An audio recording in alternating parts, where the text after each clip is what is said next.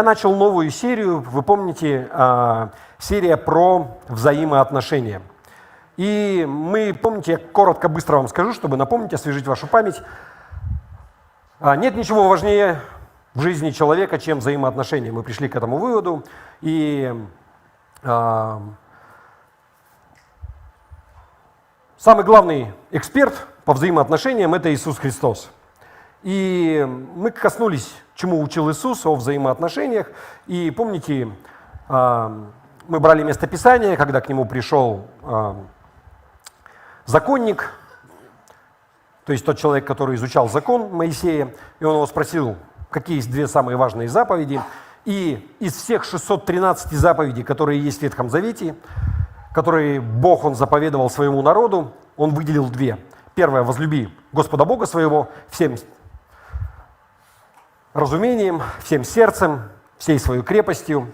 И вторая, подобная ей – возлюби ближнего, как самого себя. И первая заповедь, она касается наших взаимоотношений с Богом. И это самая важная заповедь. Эти отношения, они должны быть правильные, и ничто не может превзойти эту заповедь. Но вторая заповедь, она касалась взаимоотношений с людьми, да? И на этой неделе, вот сегодня мы посмотрим именно эту заповедь, что означает вообще «возлюби ближнего своего, как самого себя». В чем вообще смысл этой фразы? Давайте мы прочитаем вот то место, Матфея 22 глава, с 35 по 40 стих. «И один из них, законник, то есть учитель, искушая его, спросил, говоря, это обращается к Иисусу, «Учитель, какая наибольшая заповедь в законе?» Здесь Иисус даже не колеблется, Он не сомневается, Он не думает, Он отвечает сразу. 37 стих. Иисус сказал ему, «Возлюби Господа Бога твоего всем сердцем твоим, и всею душою твоею, и всем разумением твоим. Сия есть первая и наибольшая заповедь. Вторая же, подобная ей, возлюби ближнего твоего, как самого себя». На этих двух заповедях утверждается весь закон и пророки. Другими словами, все остальные 11 остается заповедей, они попадают под одну из этих категорий. Либо возлюби Господа Бога, все остальные заповеди, они под ней, либо возлюби ближнего своего, как самого себя. Сейчас я хочу, чтобы вы отметили вот это слово «ближний». В 39 стихе написано «возлюби ближнего своего, как самого себя». И слово «ближний» греческое слово «плесион». И я бы хотел немножко коснуться этимологии этого слова. Кто филологически не заканчивал, я поясню, что этимология – это наука, которая занимается изучением происхождения слова и как оно эволюционировало. То есть в самом начале, когда было употреблено слово, потом слова, они часто бывают, меняют значение как-то. То есть мы хотим посмотреть, что означало это слово в Ветхом Завете. И на самом деле, это септуагинта была, то есть это перевод греческого, вернее, перевод Ветхого Завета на греческий язык, да, был также известен как перевод 70 старцев, 2-3 век. Ориентировочно было написано, и здесь ссылаются, в частности, на греческий перевод. Итак, вообще на самом деле слово «плесион», да, которое переведено как «ближний» в синодальном переводе и во всех, изначально оно означало как «сосед». Тот, кто рядом. Сосед, понятно же, да, вот соседи по квартире, там еще кто-то. Но со временем оно стало вот во времена уже Иисуса более такой вот широкий, в прямом смысле, как у нас сейчас переведено «ближний». На самом деле вот синодальный перевод здесь очень четко передает вот эту смысл слова «ближний». Это тот, кто находится рядом со мной. Тот, кто в пределах моей досягаемости. Тот, кого я вижу, с кем я взаимодействую. Вот ближний в этом смысле. И я хочу, чтобы вы немножко взбодрились. Я надеюсь, я вас не усыплю, потому что мне самому было страшно, когда я писал, что, надеюсь, все извилины не заплету вам. Смотрите, все знают, что Бог всемогущий, всезнающий и всеведущий. Аминь. И благодаря этим атрибутам Божьим Он может выполнять множество задач таким образом, которые нам, простым смертным, трудно себе даже представить. Бог может быть везде одновременно. И на самом деле, это подразумевает вездесущность. Но часто люди вездесущность определяют, не совсем правильно, в том смысле, что они думают, что Бог может быть везде в какой-то определенный момент времени. То есть мы не ограничиваем Бога пространством, но мы ограничиваем Его по времени. Но истина заключается в том, что Бог может находиться повсюду, везде, как в пространстве, так и во времени. Одновременно в настоящем, в прошлом и будущем. Я знаю, что тяжело нам понять, когда мы живем в четырехмерном пространстве в нашем, но тем не менее это так. И к чему я это говорю? Вы знаете, что Бог может слушать каждого человека. Он может слышать каждого человека одновременно, когда все говорят что-то, когда к Нему обращаются, исходя из Его этих атрибутов. Это означает, что для Него нет проблем для того, чтобы выражать свою любовь, чтобы заботиться о всех людях сразу. Я не знаю, сколько у нас миллиардов человек сейчас населения. 7? 8 еще нету?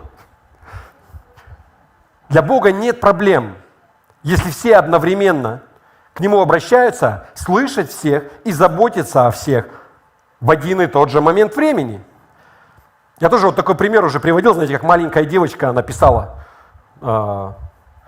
«Господи, как Ты можешь любить всех людей во всем мире? У меня в семье всего 4 человека, и то у меня проблемы с любовью. Особенно моя младшая сестра». Но, вы знаете, на самом деле нам не нужно переживать, что Бог сосредоточен, если на ком-то. Если кто-то Его просит в данный момент, ты не должен думать, что Он занят кем-то, и Ему сейчас до тебя нет дела. Вы понимаете? У Бога есть способность выражать свою любовь ко всем людям сразу. Мы, с другой стороны, мы совсем другие существа. Кто-нибудь может находиться, например, представьте, сейчас все люди говорят, когда мы вниз спускаемся, начинается чаепитие, и все что-то говорят, и ты стоишь, ты можешь слушать или слышать, может быть, одного или двух. Но особо выдающиеся личности, может быть, они везде там что-то пытаются, но очень тяжело слышать всех, кто о чем говорит. Вы понимаете, о чем я? Знаете, я тоже такой пример приводил, как один бизнесмен. У него должна была быть большая сделка, очень многое зависело, большие деньги, ему не хватало финансирования на это. И он решил, что я пойду в храм, помолюсь. Приходит, а рядом еще один несчастный на коленях. И так громко что-то просит и просит. Он говорит: что случилось-то у тебя? Он говорит: долги у меня там 2000 не хватает, срочно, прямо это. Он с бумажника достает 5000-ную купюру, ему дает. Тот забрал: Господи, слава Богу, и убежал. Бизнесмен такой: а теперь, Господь, когда тебя ничто не отвлекает.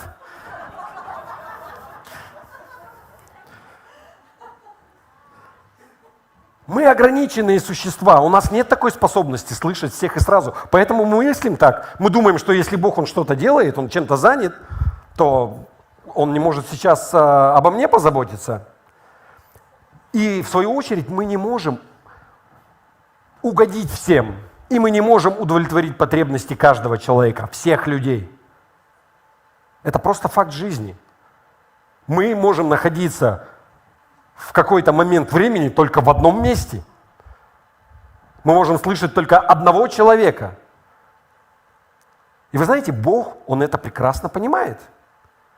И Он не обременяет нас такими заповедями, которые мы не сможем исполнить. И именно поэтому Он повелел нам любить ближнего своего.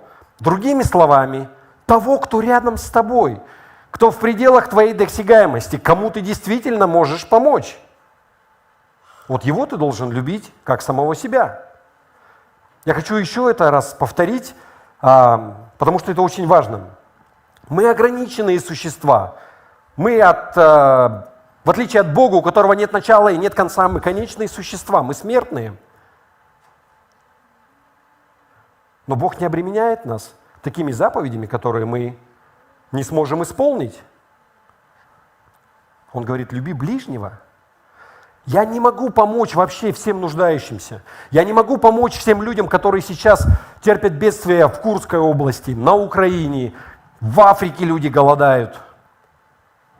Я ограниченный человек. И даже как организация какая-то, мы все равно ограничены. Мы не можем помочь всем. Бог может. Но Бог не возлагает на меня таких ожиданий, которые делает Он сам.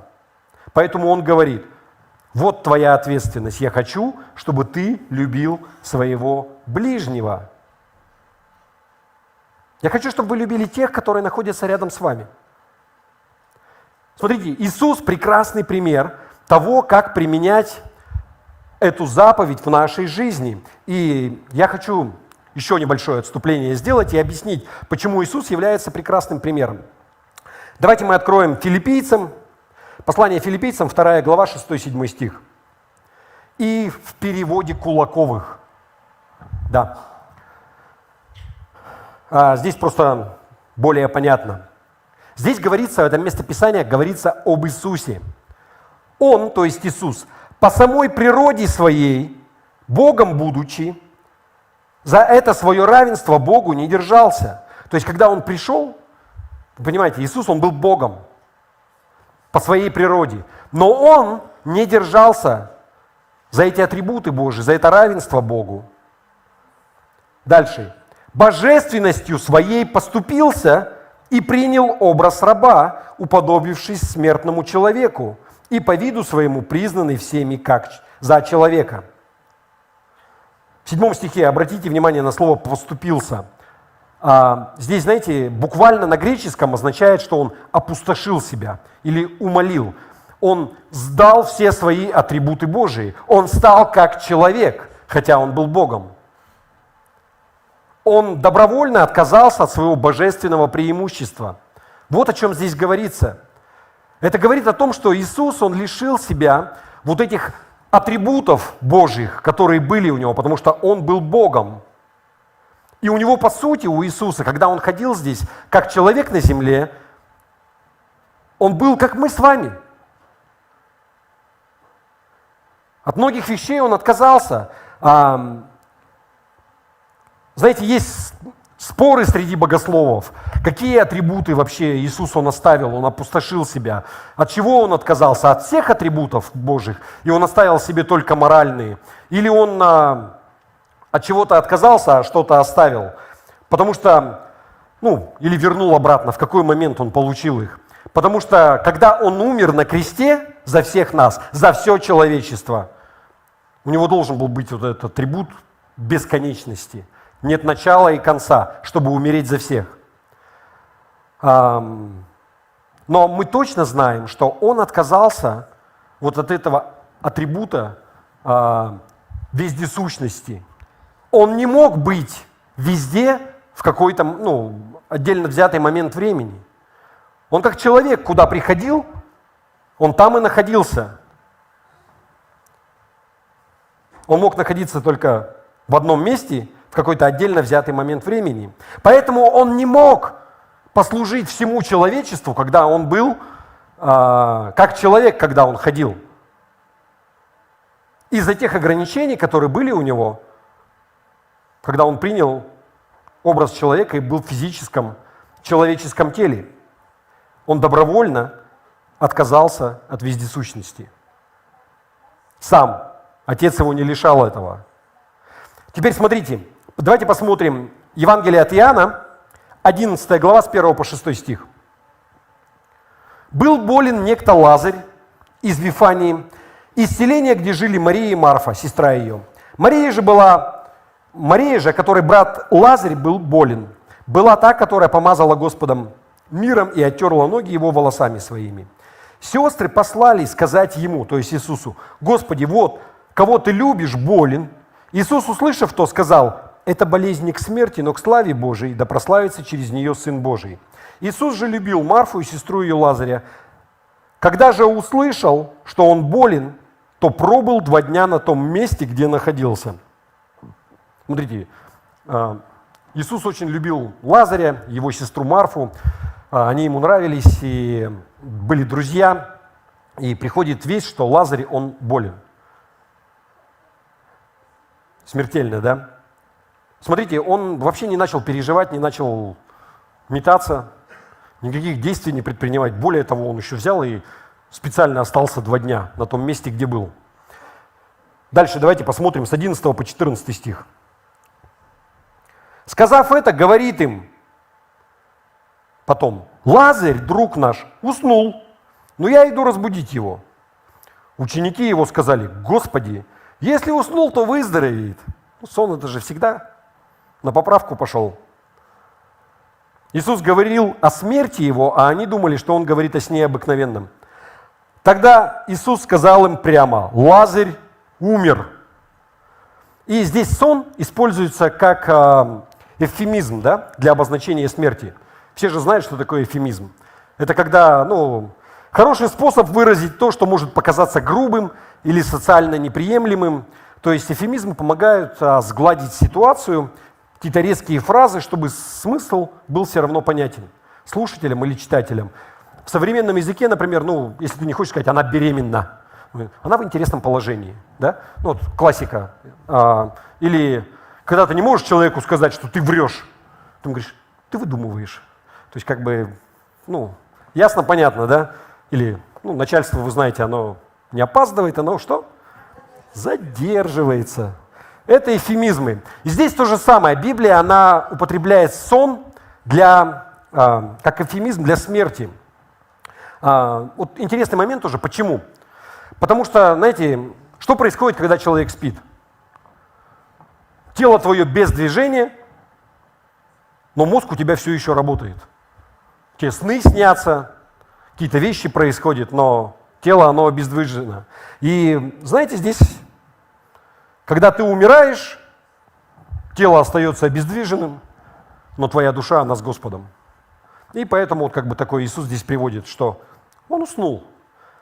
Но они подумали буквально, что, в смысле, он спит вечным сном, как сейчас иногда говорят тоже, да, эвфемизм. Но потом он напрямую говорит: да умер он. 17 стих дальше, смотрите. Иисус, придя, то есть он возвращается туда к ним в деревню, нашел, что уже 4 дня в гробе. Лазарь уже 4 дня, как его похоронили, он уже 4 дня как мертвый. И я хочу, чтобы вы понимали, смотрите, вот запомнили эту цифру. 4 дня прошло со смерти. Когда Иисус, он получил известие о том, что Лазарь, он умер, сколько дней он уже был мертвый? Смотрите, в том смысле, что если он 2 дня специально остался и подождал, он никуда не торопился, может быть, там, пока шли к нему, несли весть, может быть, ему потребовалось какое-то время дойти. Но суть в том, что я хочу сказать, что в любом случае Лазарь уже все, он уже был мертв.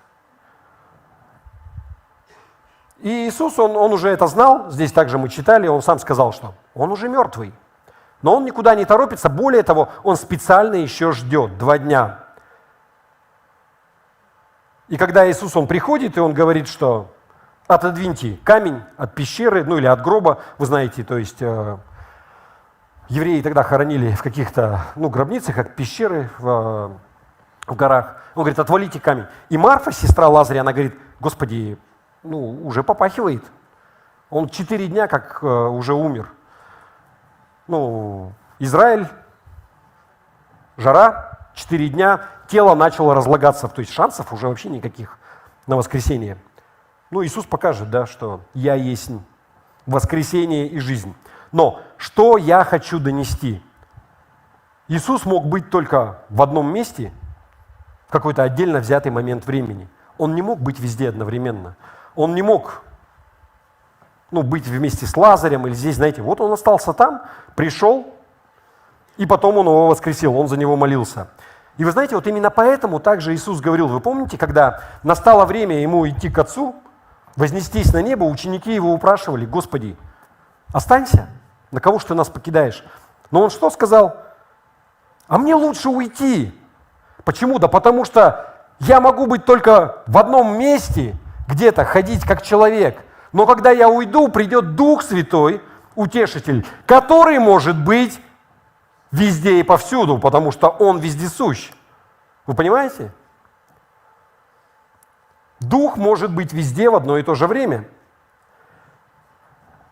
Но чего мы касаемся? У Иисуса были те же самые физические ограничения, что и у нас, когда Он ходил по этой земле. Поэтому Он является прекрасным примером для того, чтобы понимать, как Он исполнял вот эту заповедь: возлюби ближнего своего, как самого себя. Возникает вопрос, я хочу задать его вам.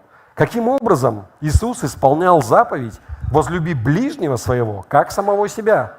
Как Он сам исполнял это? Что Он делал? Я вам хочу сказать, что, знаете, Он исполнял эту заповедь буквально. Он воспринимал ее в прямом смысле. Он любил всех, кто был рядом с Ним в данный момент. Всех, кто был в непосредственной близости от Него. Кто был с Ним рядом, то этому человеку Он услужил. Именно таким образом Он интерпретировал вот это слово «ближний». Потому что мы можем думать: ближний, у меня близкие, это мои родственники, моя семья. А эти люди, они мне не близкие. Но Он по-другому думал, вы понимаете? Кто со мной рядом, тот мне и близкий. То есть в русском языке есть слово «ближний», есть еще такая коннотация, такое значение, что близкий круг, люди приближенные. Но кто находился рядом с Ним, того Он и считал ближним. И вы знаете, из-за этого Иисуса постоянно отвлекали. Мы знаем, что Иисус, человек, у которого была миссия, у которого была высшая миссия, она заключалась в том, чтобы спасти всех нас, умереть за все человечество, взять грех этого мира на себя. Прямо такая задача. Но вы смотрите, когда люди к Нему обращались, когда Он был, те, кто был с Ним близко, Он отвлекался от своей миссии, от своего глобального задания, и Он помогал тем, кто был с Ним рядом, кто был Ему близкий. Вы знаете, потому что Он воспринял вот эту заповедь «возлюби ближнего своего, как самого себя», его из-за этого постоянно отвлекали. Казалось бы, от такой глобальной задачи. То, ради чего Он пришел на эту землю. Хороший пример вам приведу. Давайте мы посмотрим Евангелие от Марка, 5 глава, 22-24 стих. Смотрите, что здесь написано. «И вот приходит один из начальников синагоги по имени Иаир, и, увидев его, падает к ногам его и усиленно просит его, говоря: дочь моя при смерти, приди и возложи на нее руки, чтобы она выздоровела и осталась жива. Иисус пошел за ним следовало множество народа, и теснили его». И я могу представить вот этого человека, у меня 3 детей, и вообще все родители, если у тебя ребенок болен, и ты понимаешь, что ему там что-то угрожает его жизни, ты готов на все вообще, что угодно сделать. И вот он приходит, он падает в ноги Иисусу и говорит: приди, возложи на нее руки, пусть она выздоровеет, исцели мою дочь. И Иисус соглашается, они встают и они идут. Толпа следует за ним. Дальше что происходит? Читать не будем, если, может быть, кто-то помнит. Толпа сопровождает его, они идут туда. Вы знаете, что девочка, она уже умерла. То есть приходят и говорят: все, уже оставь учителя, ребенок умер. Иисус потом придет, всех выгонит, помолится за нее, скажет: давай, вставай, она встанет, все будет хорошо. Но, смотрите, до того, они вот идут еще, и толпа за ним следует. И там была женщина, у которой была проблема со здоровьем, болезнь 12 лет, кровотечение. Написано, что она все деньги на лекарей спустила, все свое имущество только хуже ей стало, ничего не помогало. И вы помните, она говорила, что если только прикоснусь к нему, к краю одежды, выздоровлю. И он идет, и он чувствует, как из него выходит сила. Из него выходит вот это помазание исцеления, что кто-то что-то получил. И он останавливается и говорит: так, ко мне только что кто-то прикоснулся. И все ученики, они слегка недоумевают, так скажем, и говорят: в смысле прикоснулся? Тут толпы кругом, вокруг нас все это, кто там к тебе прикоснулся? Он говорит: не-не-не, вы не понимаете, ко мне кто-то прикоснулся с верой. Кто-то востребовал с меня вот это исцеление, и он почувствовал, да? На самом деле вот эта женщина, она не должна была так поступать. Она была ритуально нечиста. Именно ритуально. Помните, там у них закон был, и она должна была быть, я уж не помню, там или вне стана где-то, или она должна была ходить и кричать, что там нечистая, нечистая. То есть она не должна была ходить и у учителей, там, раввинов хватать за одежду. Но Иисус говорит ей, что вера твоя исцелила, по вере твоей ты исцелилась. Вера твоя исцелила тебя. Классная история вообще. И потом он еще идет дальше и девочку воскрешает. Но что я хочу сказать? Нам нужно усвоить урок, который здесь преподает Иисус, если можно так сказать. И он заключается в следующем. Каждый день ты сталкиваешься с людьми, которые нуждаются в помощи, в любви. Люди, у которых есть проблемы, которым ты можешь помочь. И Бог ожидает, что ты отложишь то, что ты делаешь, и послужишь им. Потому что Бог считает их твоими ближними. Вот это слово «плейсион» на греческом. Ближний в этом буквальном, в прямом значении. Тот, кто рядом.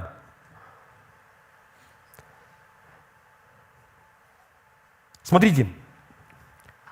Евангелие от Луки, 10 глава. Прочитаем сразу в новом русском переводе. 10 глава с 25 по 29 стих. Евангелие от Луки. Тут встал один учитель закона и задал Иисусу вопрос, чтобы испытать его. «Учитель, — спросил он, — что мне делать, чтобы наследовать жизнь вечную?» Часто же спрашивают: Господи, или ребята, а что мне делать, чтобы пойти на небо? Чтобы быть в жизни вечной.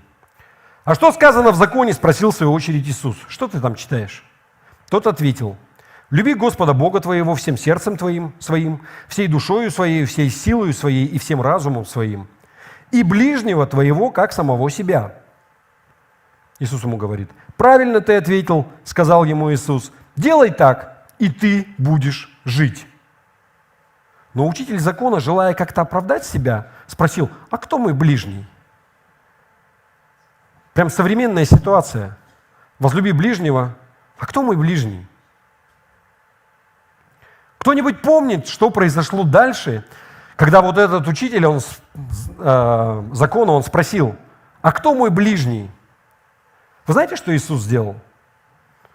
Он ему рассказал притчу о добром самарянине или самаритянине. На самом деле и то слово можно употреблять. И давайте прочитаем дальше. Евангелие от Луки, 10 глава, с 30 по 35 стих. В ответ Иисус сказал ему: «Один человек шел из Иерусалима в Иерихон. По дороге на него напали разбойники, которые раздели его, избили до полусмерти и ушли. Случайно по той же дороге проходил священник, и, увидев этого человека, прошел мимо по другой стороне дороги. Так же поступил и левит. Дойдя до этого места и увидев пострадавшего, он обошел его стороной. Но вот к тому месту, где он лежал, подошел проезжавший мимо самарянин. Он увидел беднягу и сжалился над ним». Ремарка: самаряне, они не очень были с иудеями, с евреями. То есть евреи их как бы презирали, так скажем, потому что они были полукровки. Это те наследники 10 колен Израилевых, которые...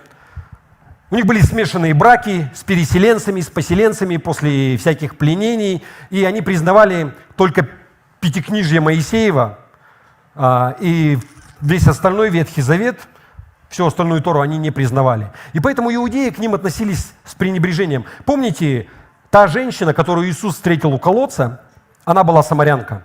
И когда он ей сказал: дай мне воды попить, она говорит, чуть в обморок не упала, говорит: как так? Ты же иудеи, вы с нами там даже не здороваетесь, обходите нас стороной. Ну, то есть это полное пренебрежение. С собаками их называли и так далее. Вообще не общались. Итак, священник прошел, левит прошел, и потом вот этот презренный самарянин идет, увидел беднягу и сжалился над ним. Он подошел и перевязал его раны, промыв их маслом и вином. Затем он посадил пострадавшего на своего осла, привез его в гостиницу и там еще ухаживал за ним. На следующий день он дал хозяину гостиницы 2 динария и сказал: присмотри за ним, а когда я буду возвращаться, то оплачу все дополнительные расходы. Итак, иудеи, евреи, они презирали самарян. Но этот самарянин остановился, чтобы помочь человеку и позаботился о его нуждах. Теперь, после того, как Иисус он рассказал эту притчу, давайте посмотрим, что он спрашивает. Стих 36 дальше. Кто из этих 3 был, по-твоему, ближним человеку, пострадавшему от рук разбойников? Вот это слово «ближний», «плейсион». Смотрите, он что спрашивает на самом деле вот этого учителя? Технически все 3, они были рядом. Они проходили мимо. В этом суть, да? Они были близко. Но только один из них, самарянин, он исполнил эту заповедь: возлюби ближнего своего, как самого себя. Все остальные, и священник, и левит, прошли мимо.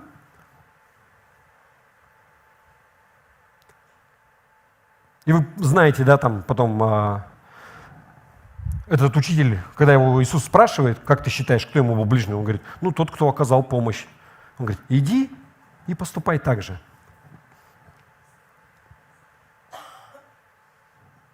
Он что здесь, какой пример вообще? В чем суть вот этой вот истории? Он что приводит? Он говорит: всякий раз, когда ты видишь, что кто-то нуждается в помощи и в твоих силах помочь, делай это. Ты должен помогать, ты должен служить. Потому что в данный момент ты являешься ближним. А заповедь у Бога: возлюби ближнего своего, как самого себя. Ты находишься в непосредственной близости. И ты несешь ответственность за них. Я вам пример приведу, например, знаете, вот пришел ты, например, в пункт выдачи Wildberries, и там девочка сидит или мальчик, видно, что весь расстроенный, никакой, глаза в кучу, весь потерянный. Ты что будешь делать? Просто проигноришь его? Ну, потому что у меня и так куча дел, я быстренько сейчас пакетики свои получу. Или как-нибудь попытаешься там, не знаю, пошутить, спросить что-нибудь, настроение поднять. Это просто, может быть, не совсем удачный пример, то, что пришло в голову. Но что мы должны сделать, согласно Библии? Я знаю, что большинство из нас делают. Мы просто проигнорируем. Продолжим жить дальше. Вообще надо быть немножко профессиональнее. Пришел на работу, оставь свои эмоции дома. Да? Мы часто спрашиваем: Господи, а кто ближний мой? А Бог приходит и рассказывает вот эту историю. Давай я тебе расскажу. И Он рассказывает историю о добром самарянине. И Он говорит, кто был ближним для этого человека. Все переворачивает с ног на голову. Мы хотим знать, кто наш ближний, для того, чтобы оправдаться. Ну, у меня есть близкие люди, моя ответственность, я должен о них заботиться. Но он вообще не так поступает. Он говорит, что тот, кто рядом с тобой, с кем ты находишься в непосредственной близости, с кем тебя свела судьба сейчас в данный момент, вот это и есть твой ближний. Потому что именно так Бог, Он смотрит на это. У кого из окружающих проблемы? Вы знаете, со мной вот часто такое вот случается, и я уже знаю, и всегда происходит, когда я очень спешу куда-нибудь, у меня дел куча, и я уже просто предвижу, я уже знаю, что сейчас будет, я начинаю злиться. Ну, потому что я понимаю, что сейчас застрянешь и все.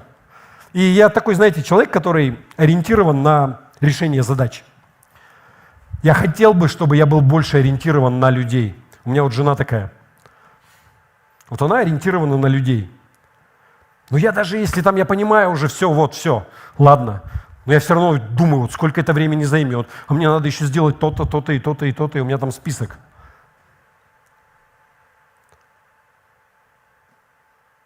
Бог появляется и спрашивает, какие 2 самые важные заповеди?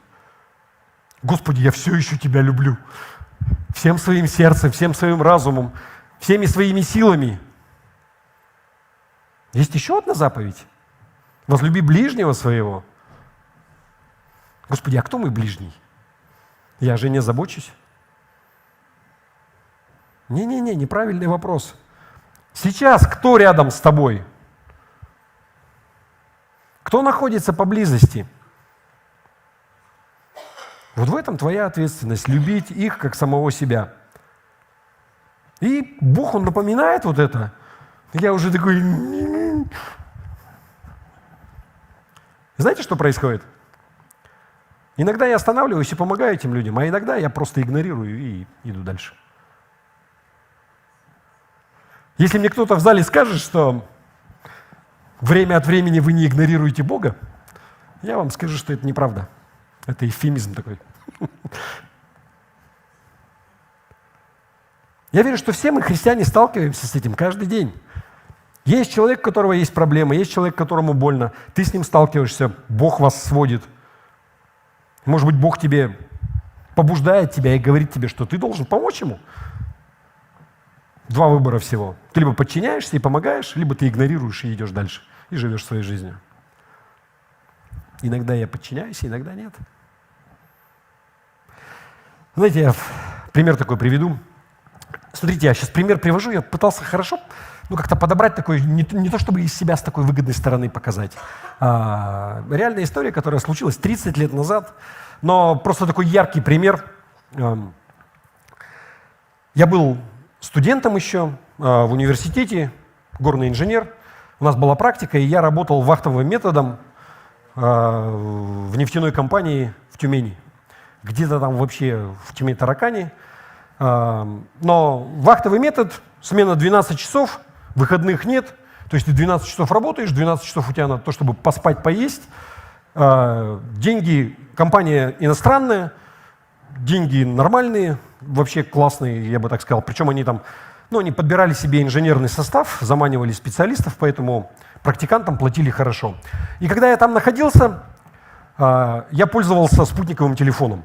Друзьям звонить, еще кому-то там везде. Постоянно зависал. Связь была, по-моему, $11 минута. И я думал, что когда я поеду, у меня зарплату всю заберут, и на связь я отдам. Мне, в принципе, все равно. И тут, когда я выезжаю, мне говорят, да ты что, компания за все платит, ты, вообще даже не парься. И у меня просто столько денег сваливается, я такой в приподнятом настроении. Лечу из Москвы домой, в аэропорт приезжаем, и я опаздываю на самолет. Я опаздываю на регистрацию, мне говорят, ты не переживай, самолет улетел с полной загрузкой, ты можешь вернуть билет, купить новый. Я стою в кассу. И мы стоим в кассу, стоим, и там молодая семья, у них ребенок, женщина, 90-е годы. Они едут с отпуска, и у них такая же история, они опоздали, что-то там сдают и берут новый билет, и им нужно доплатить. Но так как они едут с отпуска, деньги все давно кончились. Плюс Москва, они давно все проели. И им там говорят, что им нужно сколько-то доплатить, а у них нет денег. И вся очередь, там передо мной человек 15, все очень сочувствуют. И я такой, Господи, пошли им кого-нибудь, кто им поможет. И знаете, мне Бог положил на сердце, ты думаешь, тебе просто так, в смысле, деньги там обломились? И, я вообще с легким сердцем, потому что я готов был. Я подошел, доплатил им разницу в билете, они купили билет. То есть по тем деньгам, это, вы знаете, нет сотовых телефонов, нет карт. Это капец вообще. То есть ты в Москве без денег, с семьей, у тебя маленький ребенок на руках, и вот оно спасение. Ты садишься на самолет, и ты прилетаешь домой, и там уже все хорошо. Даже если у тебя нет денег, есть родственники, друзья и так далее, все будет нормально. Но здесь Москва, это вы знаете, шаг влево, шаг вправо, кофе 250 рублей и так далее. Вы знаете, что потом вот эта женщина, она сказала? У нее слезы просто были. Ну, то есть человек, она не знала, что делать. Она говорит: слава Богу за вас!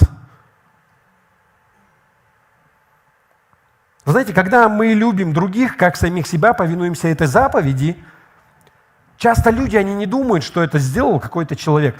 Ну, конечно, они понимают, что человек что-то сделал, но большинство думает: сам Бог мне тебя послал. Слава Богу! Бог делает это. Бог совершает сверхъестественные вещи. И Бог может это делать, когда люди, они послушны. Он посылает нам людей. Я думаю, что многие из вас, вы были в какую-то трудную минуту, у вас наступала такая, и появлялся такой человек, потому что, Бог, Он действует через людей, как правило, сейчас. Отправляет кого-то, и появился какой-то человек, который помог тебе.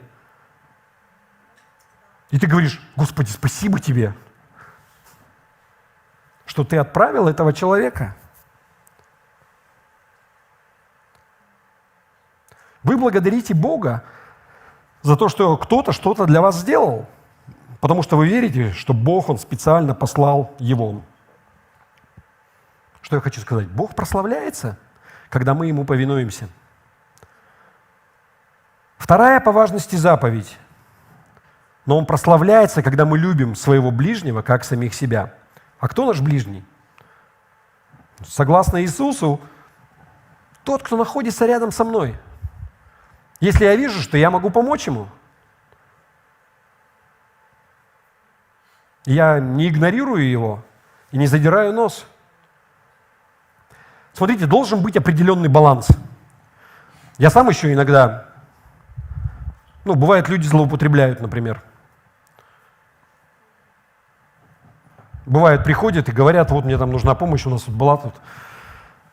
Как-то люди приходят в церковь и: вот мне надо уехать домой, денег не хватает там и так далее, я вам отдам, приеду. Уже в сердце понимаешь, что, скорее всего, вообще ничего никто не отдаст. Но смотрите, здесь очень тонкая грань, должен быть баланс. Не нужно бегать кого-то искать, но не нужно игнорировать.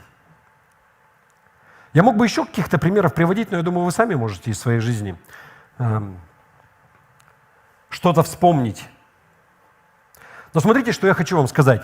Бог, Он сам живет тем, что велит нам делать. Библия говорит, что про Иисуса, что тот, который не знал греха, Он стал грехом за нас. Он взял на себя наш грех, чтобы мы могли в Нем стать праведниками пред Богом. В Коринфянам, по-моему, это. Вы знаете, мне всегда было интересно, как вообще такое возможно, если Иисус, Он взял на себя весь наш грех, Он стал за нас грехом, как Бог мог воскресить Его из мертвых? В конце концов, Бог может воскресить только праведника. А если Он взял весь грех, как? Но смотрите, если бы Иисус не взял на себя все наши грехи, не стал бы грехом за нас, Он не исполнил бы всей праведности. И причина, по которой Иисус мог взять весь наш грех, не согрешив, заключается в том, что Он исполнил две самые важные заповеди. Возлюбил Бога и возлюбил ближнего. А ближние – это мы.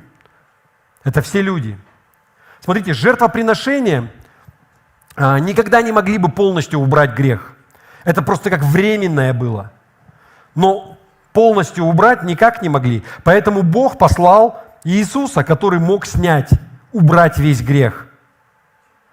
Вы помните, когда Иисус, Он был в Гефсиманском саду, когда вот уже все сейчас должно произойти, он молился отцу, и он говорил: «Отец, если только это возможно, пусть эта чаша, пусть это мимо меня пройдет. Не я, кто-то другой. Но, впрочем, не моя воля, но твоя да будет». И так как он согласился умереть за мой грех, став моим грехом, взяв мой грех на себя, он исполнил первую величайшую заповедь. Он возлюбил Господа Бога всем своим сердцем, душой, разумом и силой. Если Бог хотел, чтобы он это сделал, чтобы он принял грех на себя этого мира и умер за все человечество, он был готов это сделать. Но он также исполнил и вторую величайшую заповедь, потому что мы были его ближними. И вторая величайшая заповедь: возлюби ближнего своего, как самого себя. А Библия что говорит? Нет больше той любви, как если кто душу свою положит за друзей своих. Это Иоанна 15 глава 13 стих. И поскольку Иисус был готов отдать свою жизнь за нас, за своих близких, Он фактически исполнил всю праведность. Вы понимаете? Он и Бога возлюбил, послушался, и Он и за нас умер, потому что мы были Его ближние. И именно поэтому Бог мог на законных основаниях воскресить Его из мертвых. Согласно Его же закону, Левит 18 глава 5 стих. «Соблюдайте постановления мои и законы мои, которые, исполняя, человек будет жив». Он все исполнил. Павел цитирует это место Писания, Левит 18:5. Давайте посмотрим Римлянам, 10 глава, 4-5 стих. Он говорит: «Христос, Иисус, конец закона, и отныне каждый верующий получает праведность». Моисей так описывает праведность по закону: «Исполняющий их будет жив благодаря им». Иисус стал нашим грехом. Но делая это, Он исполнил всю праведность. Все грехи были оплачены, и Бог мог воскресить Его из мертвых. Кто-то может спросить: а должен ли был Иисус умирать за наши грехи? Ответ в том, что должен был бы, чтобы исполнить всю праведность. Если бы Он этого не сделал, если бы не взял все наши грехи на себя, Он не выполнил бы вторую величайшую заповедь, потому что мы были Его ближними. Потому что Бог, Он везде и во все времена, в настоящем, в прошлом и в будущем. Мы были рядом с Ним, в непосредственной близости от Него. У нас была проблема. Можно музыку? Я заканчиваю. Я бы хотел, знаете, чтобы вы, если взять притчу о добром самарянине и изучить ее, можно обнаружить кое-что интересное. Можно обнаружить, что самарянин на самом деле символизирует Иисуса. А тот человек, которого ограбили, на которого напали, избили, оставили при смерти, это мы. Притчи, они аллегоричны по своей природе. Это означает, что люди, предметы, события, описания в притче, они символичны, они что-то обозначают. И чтобы правильно истолковать любую притчу, нужно правильно понять символику. И когда напали на человека грабители, они забрали у него одежду, они его избили, и он был ранен, они подумали, что он уже мертвый, оставили его. Это то, что произошло со грехом, с грехопадением, с человеком. Когда пришел грех, все похитили. Болезни, его избили почти до смерти. Когда Адам согрешил, он духовно умер. Физически он был жив, но духовно умер. Это мы. Дальше идет священник. Священник ему не мог помочь, потому что это символизирует жертвоприношение по закону. И кровь быков и козлов никогда не могла бы искупить наш грех. Дальше левит, который символизирует дела, поступки какие-то, потому что левиты, они должны были выполнять дела, должны были выполнять работу в храме Божьем. Левит не смог ничем помочь. Дальше появляется этот самарянин. Почему самарянин символизирует Иисуса? Я уже касался этого. Знаете, Иисус, Он на 100% Бог и на 100% человек. Аминь. Самаряне считались полукровками. Они были наполовину евреями и наполовину язычниками. Здесь Иисус не был наполовину Богом и наполовину человеком. Он был 100% Бог и 100% человек. Он Бога-человек. Но Он приходит, и что Он делает? Он перевязывает раны человека. Смотрите, Он промывает раны чем? Маслом. Масло что символизирует?